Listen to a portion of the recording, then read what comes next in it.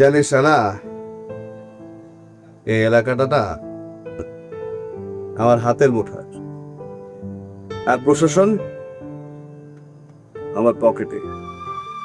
এই আপনার সাদা পোশাকে তো ময়লা লাগতো, আপনি কাম করেন এতে চলে যান। ভুল ভাবছো, ময়লা কাপড়ে লাগে না, ময়লা লাগে মনে।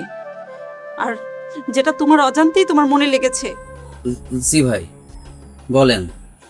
কেমন আছেন মেয়েকে নিয়ে? ভালো আছি। আচ্ছা যান, মেয়েকে একটু সামলে রাখবে, নিজেও একটু সাবধানে থাকবে। বাবা, এমন করে কি দেখো? মা রে, তোর মা যখন আমাদের ছেড়ে চলে যায় তুই তখন মাত্র 2 বছরের। জানি বাবা, এসব বলো না তো, আমার ভালো লাগে না। তুই তো জানিস মা, আমার পৃথিবী, আলো, চাঁদ, সূর্য সব যে তুই।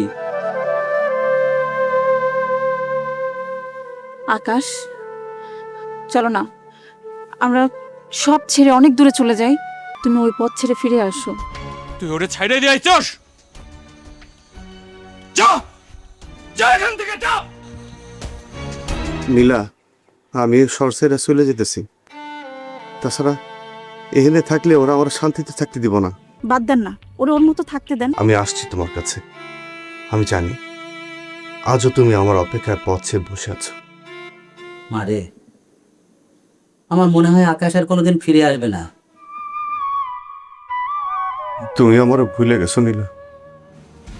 বাদ দে, যা কাজে যা।